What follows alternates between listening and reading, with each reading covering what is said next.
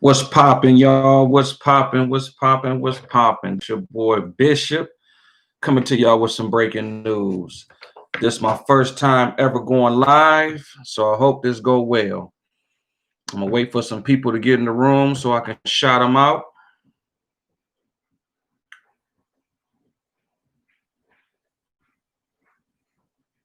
But while I'm waiting for people to get in the room, I'm gonna shout out some of my new subscribers.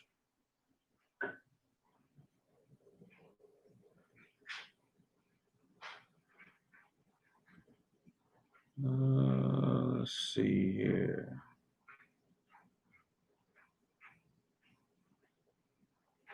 Let's see.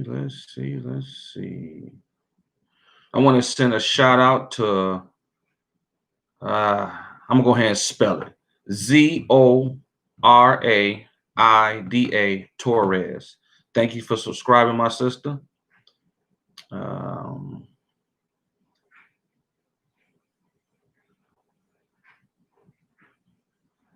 Who else? I want to send a shout out to Amber Shabazz. Thank you for subscribing, my sister.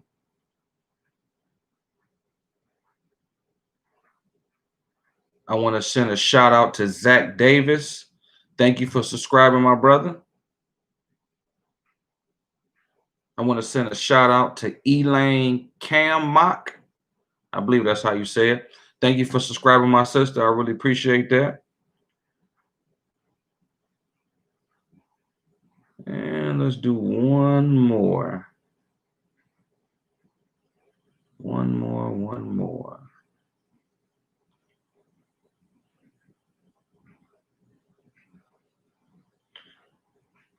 And I want to send a shout out to Sandra LaRoche. It's LAROCHE. Thank you for subscribing, my sister. I see I look like I got one person in the room, so I'm gonna go ahead and start. I'm coming to y'all with some breaking news, basically. The actor Tiny Lester Jr. has passed away, aka Debo. Played in a lot of other movies, even did the wrestling. He was Zeus in the wrestle when he used to be going at it with Hulk Hogan. A lot of things that man been in, man. Solid, good brother from what I'm hearing. From Compton, California. Passed away, man. 62 years old. So rest in peace to Tiny Lester Jr., aka Debo. 2020 been a hell of a year, y'all. I mean, 2020 been a hell of a year. From politics all the way down to finances. You know, people dealing with financial issues and everything in between, man. It's been a rough year. So hopefully 2020 be a better year, but it's been rough. The thing now that's really, or people really paying attention to, is these vaccines. You had Dr. Fauci do an interview. I forgot who he did the interview with, but he did an interview and he was speaking on it and saying basically that Black people need to take the vaccine because it was a Black woman who was part of making the vaccine. And to me, I call BS. You know what I mean? And I just felt like, honestly, my personal opinion on the vaccine thing is the fact that they basically need guinea pigs. They need somebody to try it on. And who better not to try it on than us? You know what I'm saying? So they want to try it on us first so they can tweak it, you know what I mean? And get the correct strain or correct whatever they need, you know what I'm saying, to give to everybody else. You know, so if they can get us to get in there first and, you know what I mean, we break our necks to go get it and this, that, and the third, then that'll work better for them. You know, but I want y'all to hear what he said, though. Here, listen to this. I want to say to my African-American brothers and sisters is that the vaccine that you're going to be taking was developed by an African-American woman. And that is just a fact. I mean, that is a fact. And I think that's some of the things that people don't fully appreciate. What the hell does that got to do with us taking the vaccine. They rush the vaccine. Most vaccines take 5 to 10 years at best. They did this less than a year. HIV been around, what, 40 years? No vaccine for HIV. Cancer been around for 100 years. No vaccine for cancer. Common cold, list goes on and on and on. No vaccines, though.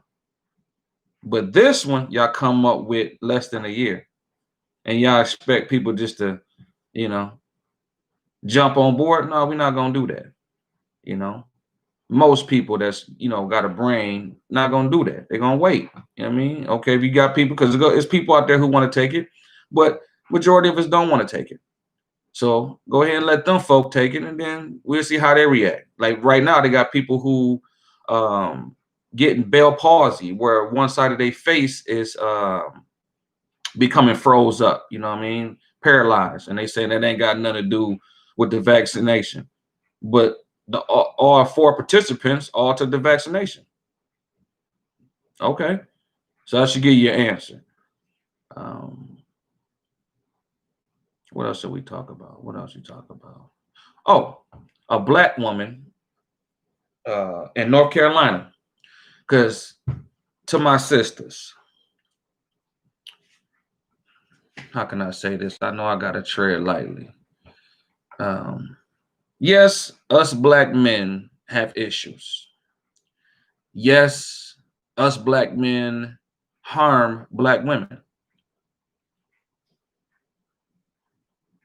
But with the media, the movies, entertainment, everything under the sun right now is pushing white man, black woman. Look at all the commercials. White man, black woman. Look at the movies. White man, black woman. Even all the way up to Vice President. I don't think she's a black woman. This is my personal opinion. But with Kamala Harris, she got a white man. Eve got a white man. Serena Williams got a white man. You know. But it was a sister in North Carolina named Tiara. I can't pronounce. She was married to the white man. His last name was like Dewinski or something like that. I can't pronounce it. But he killed her in front of her kids, stabbed her to death. Sad situation. You know what I mean? And the media and hardly anybody is really covering it. It's like, okay, she dead. Now, if it was a black man that did that, it'd have been on every news station possible. Because it doesn't, see, with the white man killing the black woman, it doesn't fit the narrative. You understand? So, you know, even here, you know, I'm in Detroit, Michigan. It's a young lady that I follow on Instagram who got threatened by a white guy yesterday. You know, she put the video up in the whole 9. You know what I'm saying? He threatened her with a gun, called her a little nigger blank. You know what I'm saying? And she was just, you know, she young. You know what I mean? Like she, what, 22, 23, something like that. So she said she never experienced anything like that. So she was just really shocked. But and she just seemed like because she's a singer. She seemed like she's, you know, I'm gonna keep it real. She just seemed like she a swirler, or she will deal with a white man. You know what I'm saying? She would be with a white man. So I think right now she just in shock and awe that a white man snapped on her like that and threatened her with a gun. She called the Dearborn police. They didn't do nothing. So that's why she took to her Instagram, posted, you know, and he owned a business. You know what I mean? So she was able to find who he was and find out what, you know what I'm saying? And she posted it, his business and his name and this, that, and the third. But I was telling her in the comment, you know what I'm saying? Black women, unfortunately, this is going to continue to happen a lot. A lot of black women is going to deal with a lot of backlash, you know, and the media are going to try their best to somehow cover all that up. But like I was saying to my partner, and I'm just going to say to y'all, I hate to say it, I hate to be the bearer of bad news, but just like the George Floyd situation happened, and we saw that with the white man kneeling on the black man's neck that caused so much uproar over the summer, and in Minnesota, unfortunately, it's going to happen again, but this time to a black woman. We're going to see a black woman get killed Not like Breonna Taylor. Breonna Taylor, you know, there's no video footage. It just he say, she say, and she's dead, right? But mark my words, in the next 4 years, less than 4 years, but it's going to happen a lot, but it's going to be a major, major crisis when it comes to black women getting either killed or beat by a race soldier or some type of white man in some type of position. Or it could just be a random white guy. And you're going to see it live on camera. Her getting killed live on camera. And you're going to have Kamala Harris, who's supposed to be a black woman, Joe Biden, who's supposed to love black people. You're going to watch them in real time not say nothing. They're going to say, hey, well, you know, condolences to the family, condolences to her, whoop, whoop, whoop. But they're not going to weigh in on it one way or another. All the bootlicks, the Eves, I forgot old girl name, that's the heavy set dark skinned chick that's on the talk show from Detroit that's with the white man. You're gonna hear all these bootlicks, all these people who, you know, Serena Williams, everybody who got a white man, all of a sudden gonna become instantly quiet.